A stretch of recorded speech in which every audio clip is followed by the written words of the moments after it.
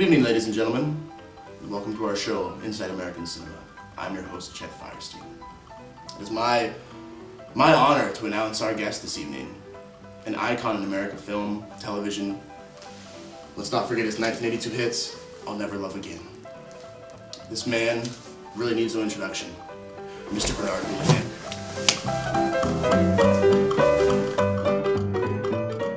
Bernie, what was your favorite cinematic masterpiece to make? Well, that's a good question. The Untouchables. Of course! Superb answer. Tell us more. Yeah, I remember when we were making The Untouchables, Bob Deniro and we would go and have lunch at Shakey's Pizza over in West Hollywood. And I was driving a 1954 Cadillac Coupe that I won in a match of Bloody Knuckles with Walter Matthau. It was the same vehicle, in fact, that young Jodie Foster would give hand jobs in. Really? Hand jobs? Go on.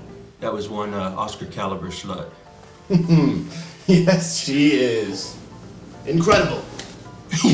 You know who's one hot cookie? That Meg Ryan. There was one time we were filming When Harry Met Sally, and I walked by her trailer, and I got like 15 seconds of side boob. Man, I filed that one in the spank bank, I assure you. Oh, Bernie, according to our calculations, you made over 900 movies in the 80s alone.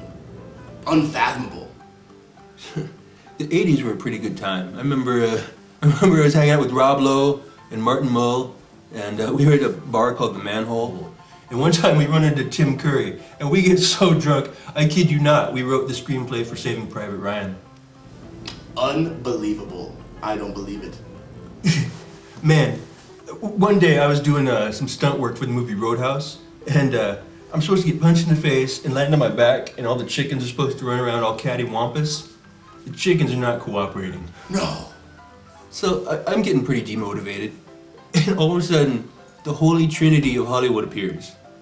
Gutenberg, Selick, Danson. You ever hear of Cheers? You ever hear of Police Academy? You ever hear of Magnum PI? I'm talking 2,000% star power here. Oh my! I'm fascinated by your life. So, I'm thrilled. It's like when these guys walk in, it's like the streets turn to gold, and you get a sunburn from their glory. Fascinating. Do you have anything to drink, or some water, or water? nachos? Yes, I'm sure. I'm surprised that wasn't provided for you. Can we get some water for the man? Some hydration, perhaps? On its way. Bernie, back to the interview. You began your career in television. Tell us some more about that.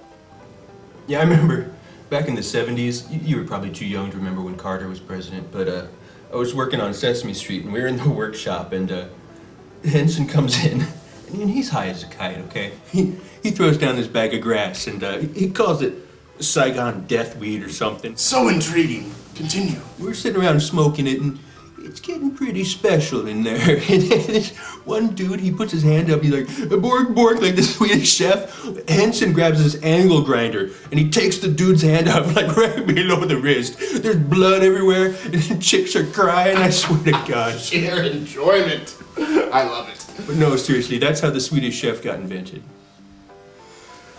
2 words, 4 syllables. Robert Goulet. Oh, Bob Goulet. Man, I remember the first time I met Bob Goulet. I was working on Hollywood Squares at the time. I was doing catering. My brother was dating Paul Lynde. So anyway, I remember he said to me, Bob Goulet, he says, dude, you look at me like that again, I will fucking take your life. Yeah, if he was anything, he was an asshole. Ha! Delightful! I remember John Stamos and I, we were going to go see a Goulet show. It was summer of 2000. No, it was December of 2000, because I remember the Olsen twins were horrified they got their periods. Ooh, saucy. And you know, I'm totally comfortable with menstruation. You know, Sybil Shepherd and we actually wrote a 28-act play on the menstrual cycle. Had a lot of Doors music in it. It was pretty sweet. But that moonlighting thing she was doing, that panned out, so we never produced it. I just broke a sweat. Explain more. I did some other Broadway. I did, it was, you know, well, off Broadway. I've done a lot of theater. One time I was talking to Mel Brooks, and he said to me, he says, you are to theater as Laurence Olivier is to Detroit. And I never figured that one out. Ah, what a delight! I love it. Have you ever eaten at Spago's? It's pretty exclusive. They make the best milkshakes. So I remember I was living up on Mulholland Drive in this place that Ben Affleck's brother owns, and I would go down there every day. And have you ever seen Ben Affleck? This guy is huge. He's like half Bigfoot, half man, half Titan of Greek mythology. I do not know who makes his shoes. You, sir, are a handful. This hand. Bernie, my final question. If you would spend 24 hours with any 3 actors, living or dead, who would they be, and what would the 4 of you do? I would get Daryl Hannah, Rebecca De Mornay, and get that chick who played Marcia in the Brady Bunch movie, and I'd get them all in matching bikinis, and we'd play on a slip and slide. Yeah, dirty. You, sir, are a handful. I can't handle you. Oh, Christine Taylor, that's her name. Yeah, I'd get her. I think she's married to Ben Stiller, though. I let him borrow my Xbox once, and he never gave it back. I want my Xbox, Ben Stiller. Bernhard Hoolihan, it has been an honor and a pleasure to be in your presence. I can't thank you enough for this experience, and I'm sure the American audience agrees. You, sir, are a masterpiece. Can I get $2 for the bus? I gotta meet Shelley Long and Angela Lansbury over at Chili's for some margaritas.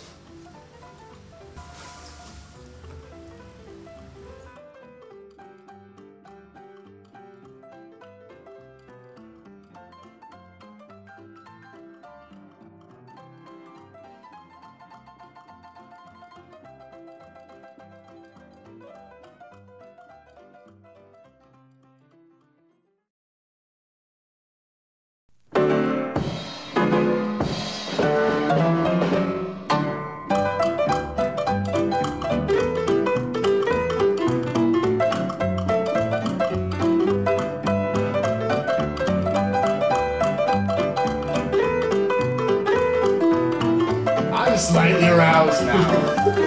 I just got a murder boner. What the hell is a murder boner? You'll find out soon.